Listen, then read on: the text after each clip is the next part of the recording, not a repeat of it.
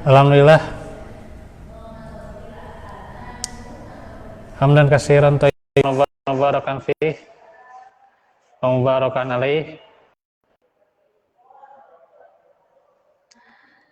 Asyhadu an la ilaha illallah wahdahu la syarikalah wa asyhadu anna Muhammadan abduhu wa rasuluh alladzi la nabiyya ba'dah. Alhamdulillah, ikhwatu fillah, di sore hari ini menjelang maghrib kita bertemu lagi di dalam majelis ilmu yang tentunya alhamdulillah kondisi saya membaik ya. Kalau dibilang sakitnya agak berkurang, sangat berkurang ya. Mudah-mudahan berprogres ya menuju baik sekali lah gitu ya. Ya kan hanya sehat ya gitu. Sehat walafiat juga ya. Tentunya bisa kembali beberapa majelis saya dibuka lagi ya. Mudah-mudahan nanti hari salah dibuka lagi ya.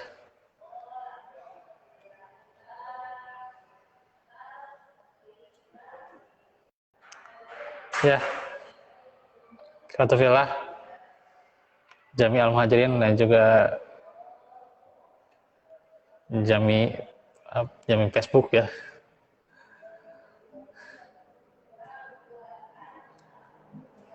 Kita lanjut tentang sakitnya sakaratul maut.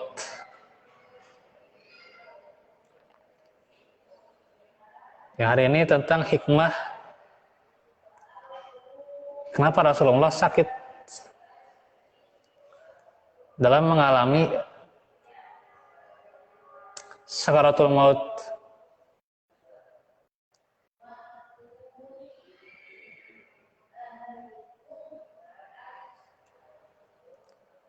Rasa sakit yang dialami oleh Rasulullah SAW sama sekali tidak mengurangi derajat dan keutamaan beliau. Sebab berbagai hadis sahih telah menjelaskan bahwa ujian bagi para nabi dan rasul dilipat gandakan dari ujian bagi orang-orang mukmin yang lainnya. Karena pahala bagi mereka juga dilipat gandakan dari pahala orang-orang mukmin yang lain. Maka rasa sakit luar biasanya yang beliau alami bisa jadi dilipat gandakan dari rasa sakit orang-orang mukmin lain. Justru semakin berlipat ganda pahala bagi beliau. Jadi bukan mengurangi derajat ya. Malah semakin berlipat ganda pahalanya gitu ya. Ada yang menyebutkan pula beliau karena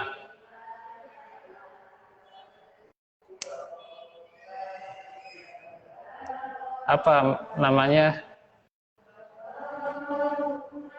supaya apa yang dibebani dari umatnya maka ditimpakan pula kepada Nabi melalui rasa sakitnya. Luar biasa ya gitu. Jadi kami mah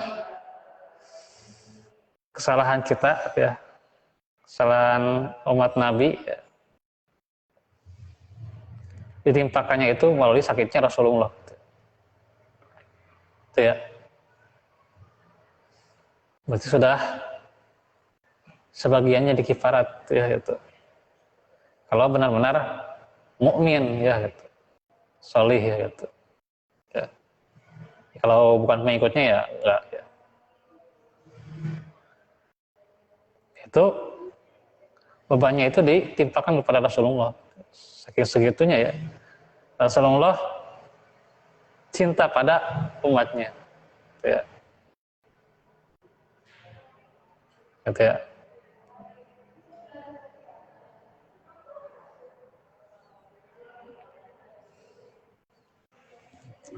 Ada sebuah sebutan tuh ya. Ya sebenarnya kalau bagi orang yang mati, ya, ini kan kita bicaranya sepatul maut ya, beda dengan orang yang wafat ya itu. Itu ya. Bagi orang yang mati, yang dosa-dosa kita tidak akan dibebani kepada dia ya, bagi orang yang mati. Tapi ini kekhususan bagi Rasulullah ketika beliau sakaratul maut, beban umatnya itu dikhususkan kepada beliau ya. Yang termasuk umatnya tentunya ya. Sebagaimana ya.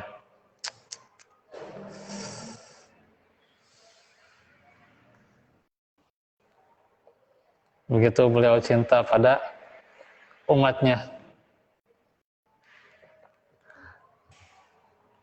Kita mah boro-boro ya. Dosa-dosa anjeun dosa-dosa saya gitu lah gitu. Masing-masing lah gitu. Berat teh nanggung dosa anjeun teh katanya. Bahwa dosa saya lebih ringan daripada anjeun misalnya, misal nih mah. Ya. Atau sebaliknya gitu ya.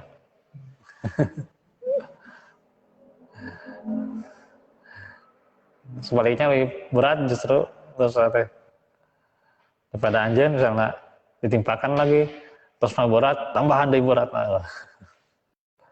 gitu ya. Jadi dia akan bisa kalau kita, tapi kalau Nabi bisa gitu ya. Ini istimewanya Nabi ya gitu.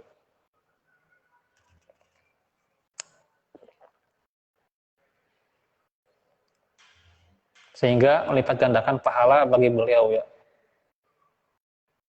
Bukan hanya pengkifarat dosa umatnya ya yang terjadi atau yang menjadi umat Nabi ya gitu.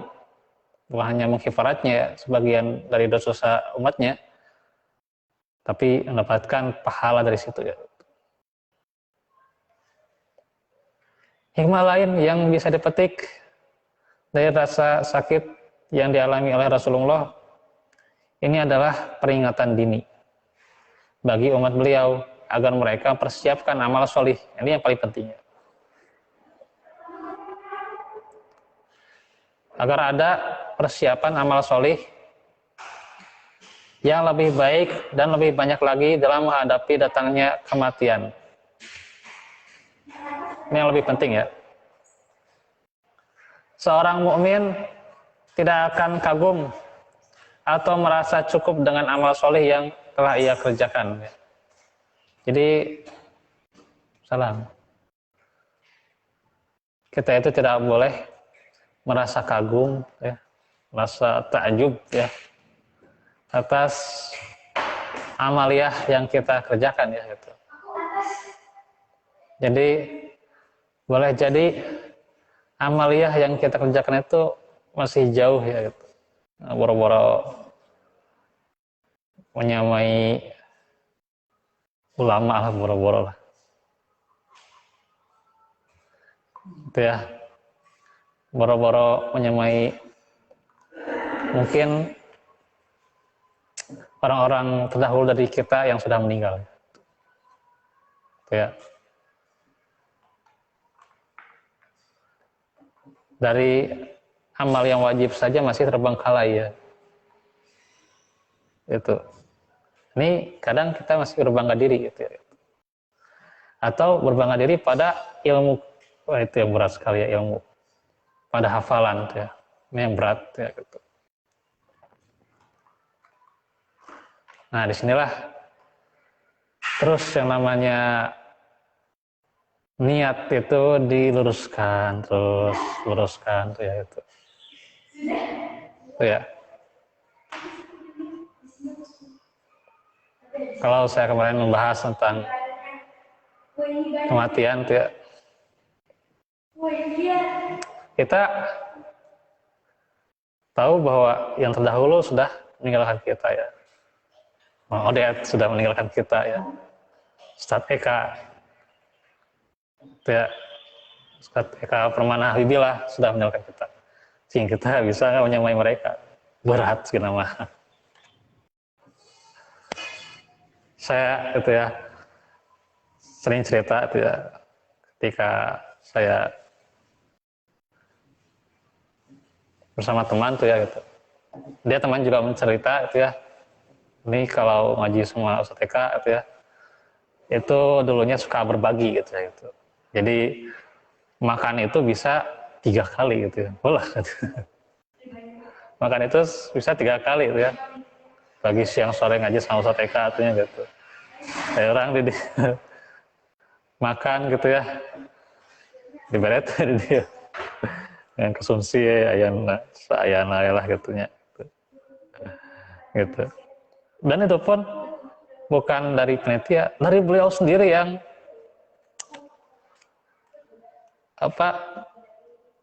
yang ngasih gitu. Aduh, ya Allah tahu Ustadznya.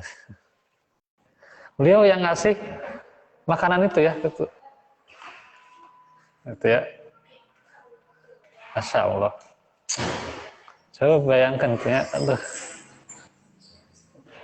Ya kita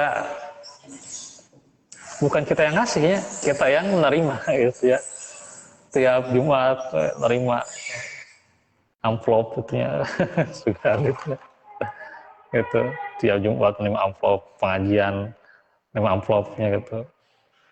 Bahkan ayah katanya balik katanya saya cerita salah katanya tas beres katanya gitu. San pulang-pulang katanya.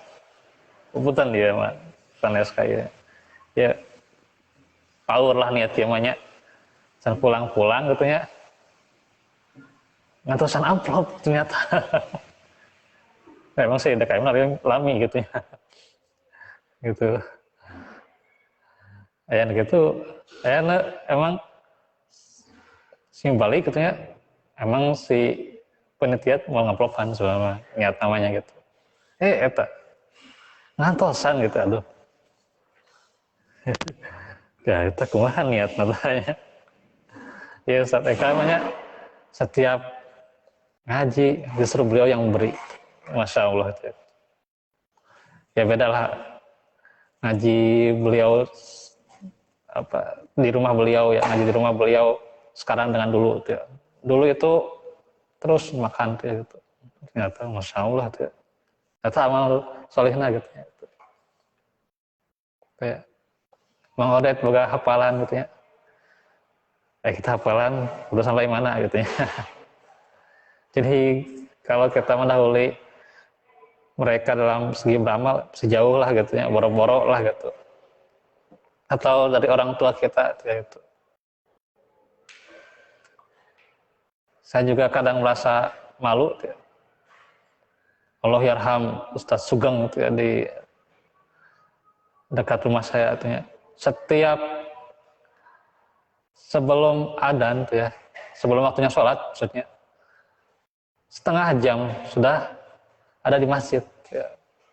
Sementara kadang tentunya lengah, tentunya kumaha itu atau kegiatan, tentunya ripuh, tentunya sibuk, tentunya gitu. Datang teh santos adzan gitu ya. Itu saya teh aduh kadang jadi malu gitu ya. Aduh. Ya walaupun ya sibuk teh gitu ya. Ya wajar gitu kan. Tapi beliau bisa gitu ya. Beliau bisa setengah jam sebelum azan. Bisa beliau itu. Ya orang kadang-kadang santos adan. Kadang pas masuk kene gitu ya, aduh datang teh aduh. Jadi bagaimana bisa takjub kita dari amal gitu ya.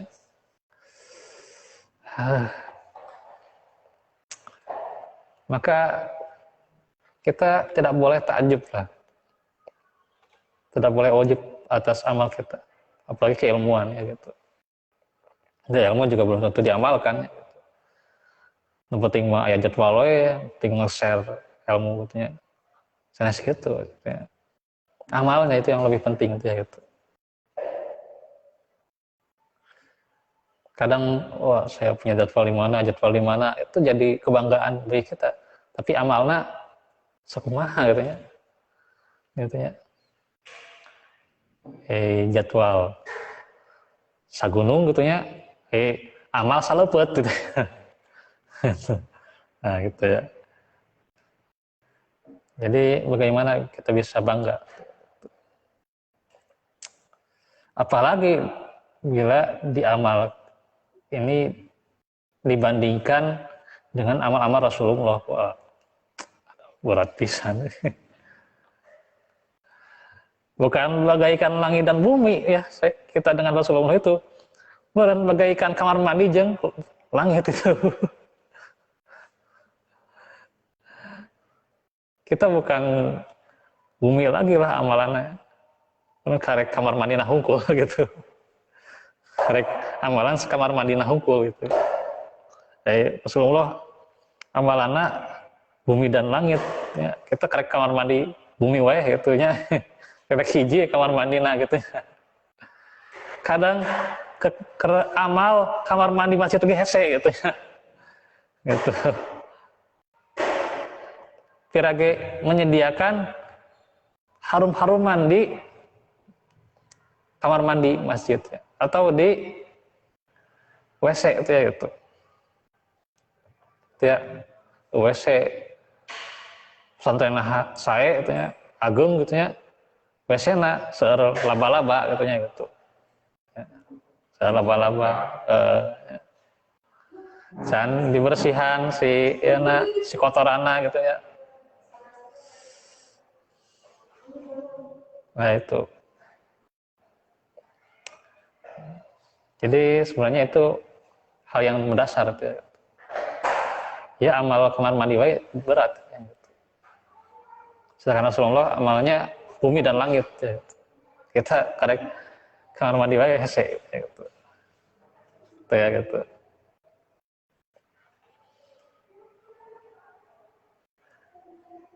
Jadi kita nggak ada nilainya ya amal soleh kita itu. Maka setelah melihat amal soleh Rasulullah dan rasa sakit yang beliau alami saat sakaratul maut, seorang mukmin akan tersadar bahwa ia masih perlu perbaiki diri dan amalnya lebih jauh lagi.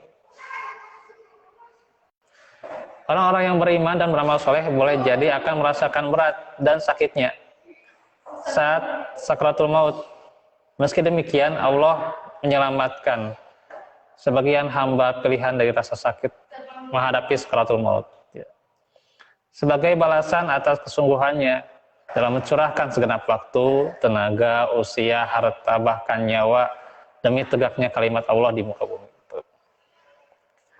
Minimalnya kalimat Allah nupang hade-hadena pang saya-sayana adalah Al-Qur'an. Jadi ngaji di dia gitu nya. Terus kalimat Allah pang saya-sayana gitu. Sanes di zikir hungkul ya, atau di sholat hungkul ya. Tapi yang paling bagus itu adalah Al-Qur'an gitu ya. Kita dengarkan Al-Qur'an gitu ya. Kajian tunduh gitu ya. Kajian bosen gitu, kajian bosen muhalah gitu. Tapi itulah yang paling terbaik. Kita cerahkan tenaga, usia, harta, bahkan nyawa ya. Orang lain sudah mencurahkan hampir nyawanya itu diambil tuh ya. Untuk menuntut ilmu ya, untuk mengaji, untuk sekolah tuh ya. Untuk berpendidikan tuh ya gitu. Sampai menyeberangi sungai dan sebagainya tuh.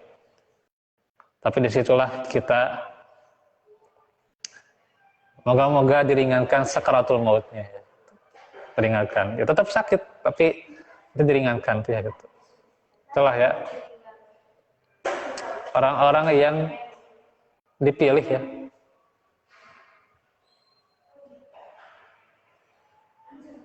Hamba Allah yang akan selamat dari rasa sakit menghadapi sakaratul maut adalah orang-orang yang mati syahid di antaranya. Sebagaimana yang dijelaskan dalam hadis yang sahih dari Abu Hurairah radhiyallahu anhu, yang berkata Rasulullah bersabda, ma yajidus syahidu min alamil qatli illa kama yajidu ahadukum min alamil qarsoh. Orang yang mati syahid tidak akan merasakan rasa sakitnya terbunuh kecuali sebagaimana salah seorang di antara kalian merasakan gigitan seekor semut. Ya. Riwayat Tirmizi, An-Nasai, Ibnu Majah, Ad-Darimi, dan Ibnu Hibban. Dinyatakan sahih oleh Imam At-Tirmizi dan juga Imam Al-Albani dalam Shahihul Jami' As-Shaghir dan Sahih At-Targhib wa Tarhib, ya. Jadi hanya seperti merasakan sakitnya digigit semut, ya. Kumaha gitu, sakitnya digigit semut, ya, gitu. Itu perihna gitu, ya, gitu. Itu orang yang syahid, ya, gitu. Tentunya orang yang syahid bisa berbagai perkara, ya, mati di jalan Allah atau mati karena penyakit, ya.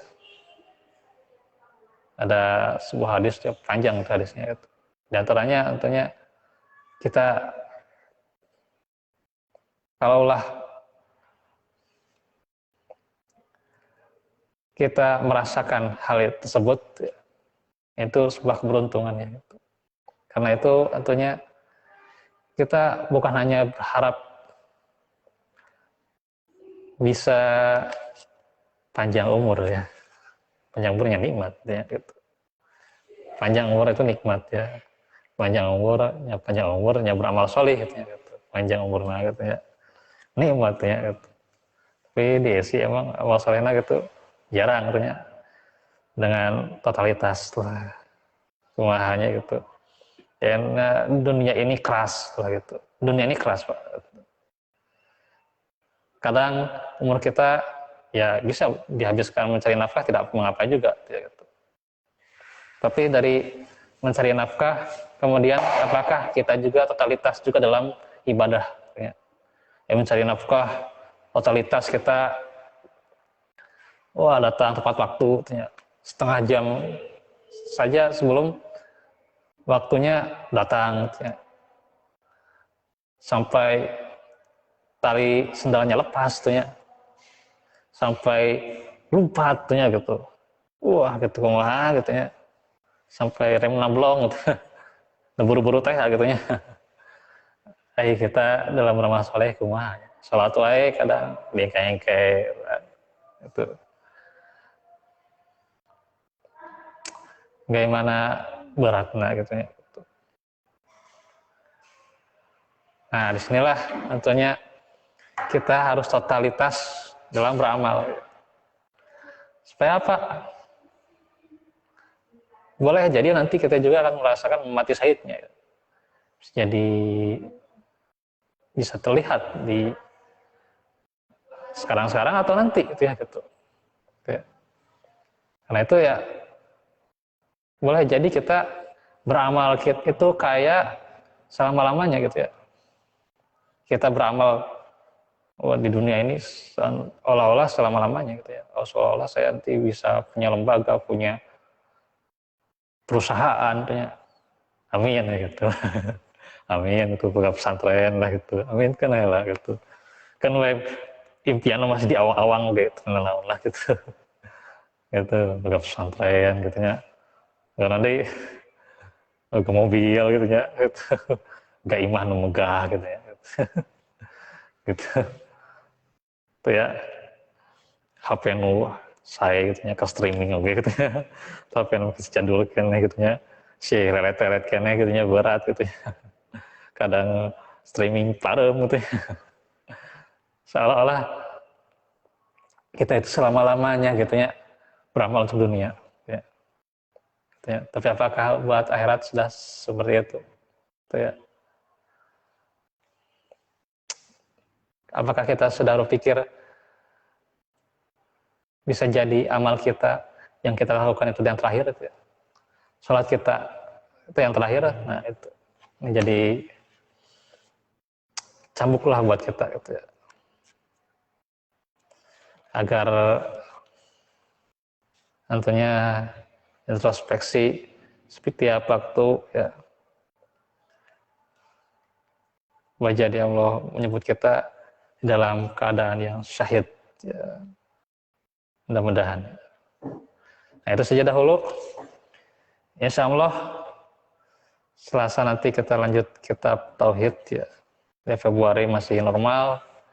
Nanti Maret ada tarhib Ramadan ya itu. Karena Ramadannya 3 April ya.